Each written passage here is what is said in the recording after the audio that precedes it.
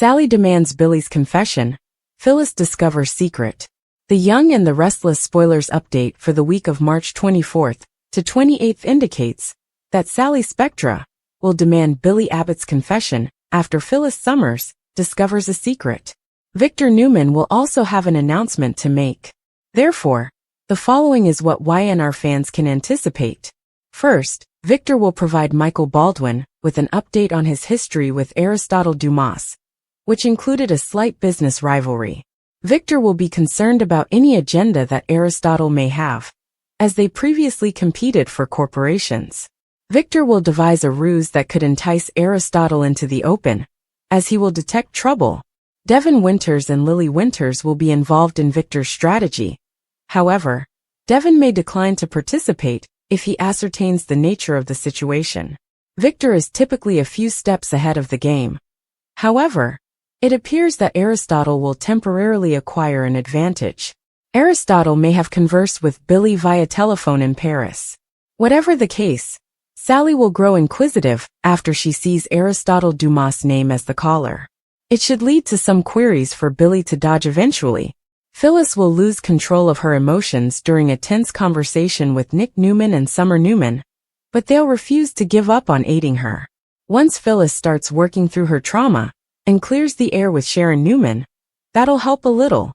Nevertheless, Phyllis will continue to experience the urge to conceal herself from her family in the park at a later time.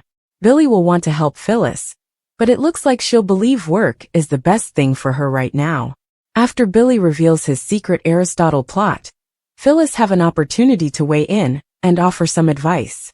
Sally, on the other hand, may perceive that she's being kept in the dark. Perhaps Sally will remind Billy that he said he didn't want secrets between them, and urge him to confess to her too. Once Sally learns about all the Aristotle drama, she'll realize Billy lied about letting go of his revenge mission. Billy clearly still wants the Newmans to pay, so it seems Sally will push him to admit it. While Jack Abbott and Nikki Newman find a reason to clash, Kyle Abbott and Claire Newman will disregard the rules as they do something daring together. Later, Victor will announce something that captures his loved ones by surprise. Will this fit in with Victor's trap for Aristotle, or some other plan he's got in the works? Over with Adam Newman, he'll playfully dispute with Chelsea Lawson over his favorite chips again, as they enjoy a little domestic bliss. At the coffee house, Sharon will give Tracy Abbott some hints that'll help her click things into position regarding Alan Loran aka Martin Loran. Tracy will cry over Alan's deception, so it appears like she'll suspect that he's actually Martin, and that he was running the whole kidnapping show at Havenhurst. Once Tracy shares that news with Jack, he'll make some troubling predictions about what Alan might do next, and will work to keep his sister safe.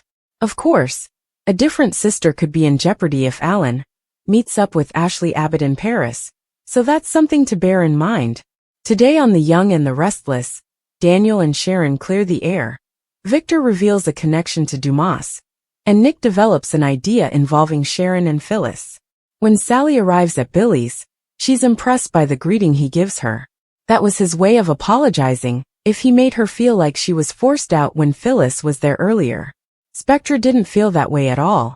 She can understand why Phyllis would need to speak to him after what she went through. He's pleased to hear that, and doesn't want any secrets between them. She wonders if Phyllis was requesting him to keep one. Billy explains she didn't ask, but their exes kept a huge secret from them, so he knows honesty means a lot to them. Sally affirms it. Honesty is a requirement. Billy and Sally sit down, and he explains Phyllis just wanted to speak about all the ideas she had for the company. They are part of what brought her through her ordeal. He assumes she also wanted to swing by and thank him for saving her life. Downplaying his role in the rescue, Billy admits he can't stop thinking of what would have happened if they'd arrived there 5 minutes later. Isn't it some sort of cosmic rule that when you save someone's life you are bonded to them forever? Sally asks. Billy jokes there's an old movie about that where the guy eventually has to start hiding from the person he rescued. Sally can comprehend he was just being a good friend to Phyllis. He'll confess that he's a little worried. The worst isn't over for Phyllis. Whoever did this to her is still out there, and he can only hope that he's found and sealed up. No matter how tough Phyllis may be, It seems to Billy that something broke inside her when she was held with Sharon. As Billy pours rinks, he explains that Phyllis wants everyone to believe she's tough. He's convinced she is, but she still bleeds like anyone else. They've had their moments over the years, and not all positive ones. They are a lot alike, and that's why they've always made better companions or colleagues than anything else. Billy doesn't want to speak about Phyllis anymore. He wants to focus on Sally, and begins suggesting things they can do with their evening. After some kisses, she says supper can wait. Nick's plan to help Phyllis. As Phyllis fitfully sleeps on the settee in her suite, she dreams of being trapped in the clinic with Sharon. She awakens up at the sound of someone rapping on her door. She opens it and discovers Summer standing there with Nick. They notice she's looking disheveled. "I'm good," Phyllis insists. She doesn't need them checking in on her every 2 minutes. When she admits she was having a dream, they presume it was about her being locked up by a maniac. Rubbing her face, Phyllis asks them to let her go back to slumber. She needs her rest and they don't need to fret. "I don't need to be babysat," she protests. As she attempts to shut the door on them, they push in. They want to help and believe she needs to stop pretending things are normal. She should get help. Phyllis explains the EMTs checked her out, and she received a clean bill of health. Nick reminds her she was poisoned, but his ex insists that she's fine now. Phyllis repeats that she's all right, but this is all frustrating. "You don't know what I'm going through," she yells at them. Not only was she held captive, but she was aided captive with someone she despises, who is sick enough to compel her to save Sharon's life after all the suffering she's caused her family. Nick says that the police are searching for clues. When he brings up Sharon going through the same incident she did, Phyllis urges him to go and hold his other ex's hand. Nick wishes them all to heal. Nick urges her to rely on the people who care about her. Phyllis begins screaming and sobbing. As Nick holds her, she begs him to make how she feels cease. Once she calms down a little and sits, Phyllis apologizes for acting like a blubbering idiot. Her daughter says it's acceptable to be vulnerable. Phyllis acknowledges that she and Sharon did change. They were designed to save each other's lives and keep each other sane. Nick thinks that's a positive thing. Shaking her head, Phyllis explains that Sharon has been her enemy for most of her adult existence. They spent so much energy conspiring against each other.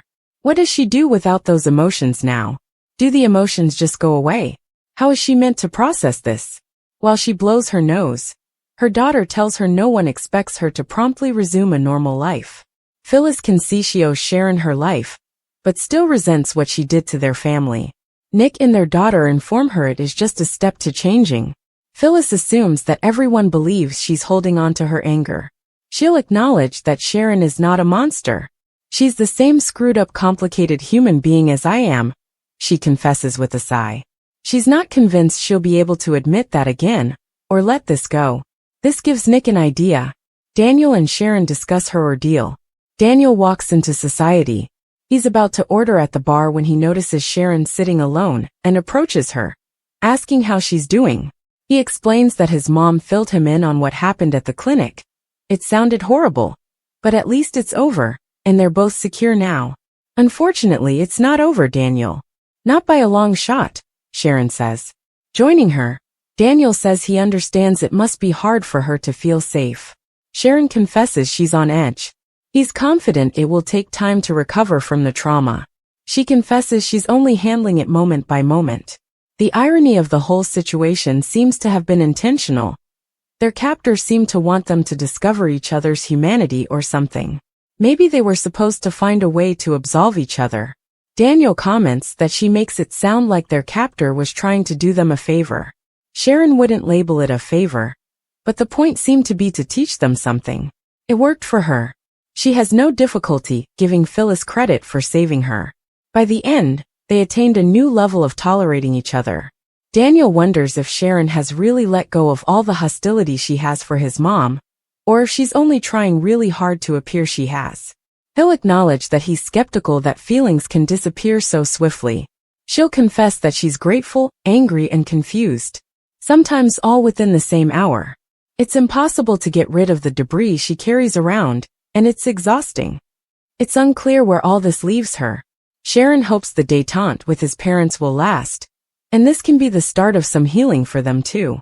She's not searching for forgiveness, but that's what's in her heart. Daniel says they are on separate paths to the same location.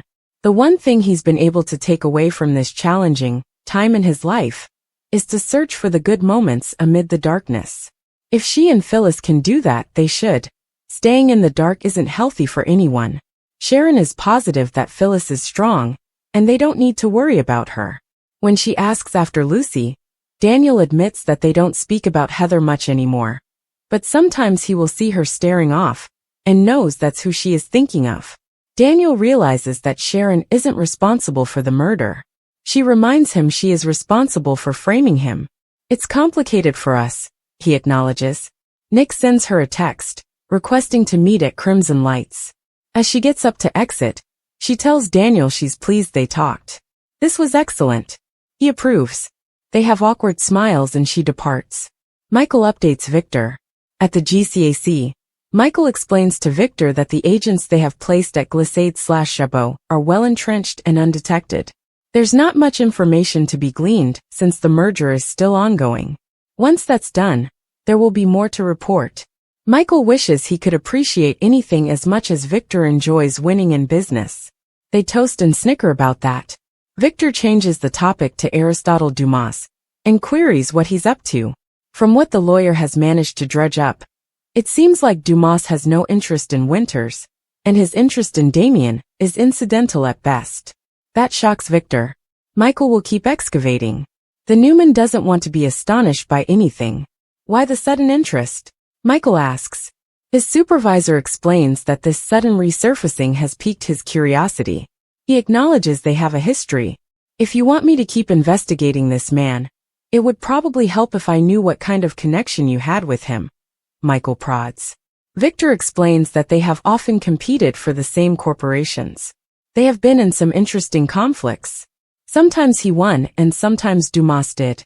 Dumas would suddenly appear and would never accept the bait Victor set for him. Michael suggests that anyone who would pull that with Victor probably shouldn't be ignored. You got that right, affirms Victor. He needs to know why Dumas is back now. It's his style to come in, strike, and then disappear. Michael assumes this isn't about assisting Lily and Devon. Victor explains they can assist them by putting Dumas in his sights. A twist. When Billy returns home with takeout for dinner, Sally informs him that his phone has been buzzing for 5 minutes. Looking at his phone, she informs him that it's Aristotle Dumas. Daniel and Tessa discuss Mariah. Still at society, Daniel sits at the bar as Tessa meanders over. He's taken aback to notice she's now a blonde. She says he appears like a man who needs someone to talk to. She saw him talking to Sharon earlier. He acknowledges that's always strange. She says it's clear Sharon desires forgiveness. Daniel tells Tessa he keeps telling Sharon that he understands what happened was not her fault. But that's not the same as forgiving her. He's working on the forgiving part, particularly after what happened to her and his mom. They chat about how Mariah is weathering all this. Tessa explains she's been immersing herself in work and isn't opening up to her about it.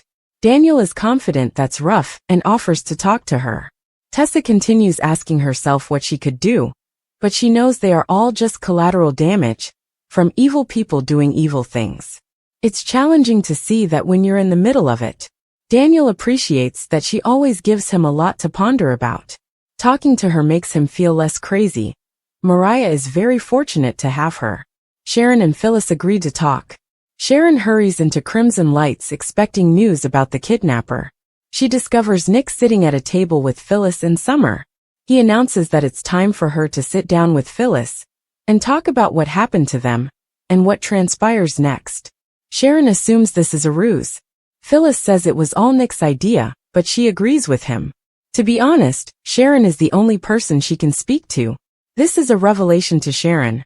Phyllis admits she's surprised she's consented to do this. They agree to speak, even though it could get ugly.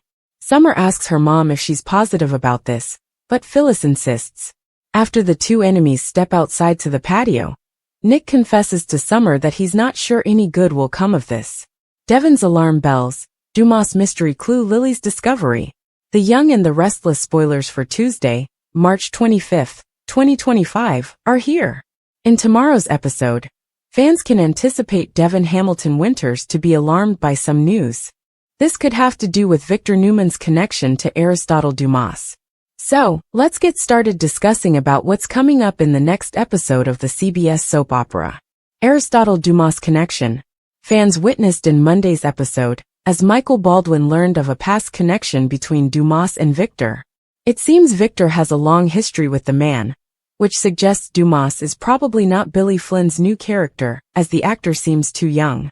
It also seems that this mystery individual is someone Victor is a bit apprehensive about.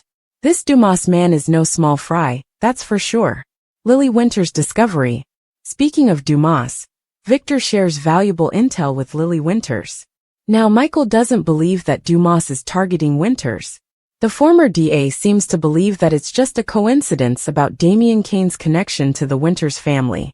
Of course, it's also conceivable that Damian and Holden Novak have no idea of Dumas' true intent. That could eventually lead to a stunning alliance between Victor and the Winters family. When Lily receives this powerful intel, Victor could suggest an alliance. Or, the Newman patriarch could want Lily to do something in exchange for the info he just revealed. Devon Hamilton Winters alarm bells. The Young and the Restless spoilers indicate that in tomorrow's episode, Devon will get some information that he finds alarming. This is presumably connected to whatever Victor tells Lily. Even though the moniker Dumas is new for viewers, it seems everyone in Genoa City knows about this mystery man. Even Sally Spectra seemed to identify the name on Billy Abbott's phone. Back to Devon, he could fret that Lily is getting tangled up in a dangerous situation. Tuesday, March 25, 2025. Fans should also look forward to this major talk that Sharon Newman and Phyllis Summers have. It is teased that the two women discover themselves in a strange place. Will this talk have any positive consequence? Or could it just make things weirder or more intense? While Sharon seems to be recovering beautifully after the kidnapping, Phyllis is another story. Phyllis isn't just traumatized by the experience though. Red also doesn't know what she is supposed to do with her feelings toward Sharon, or how she is meant to feel now. So let's see what happens next.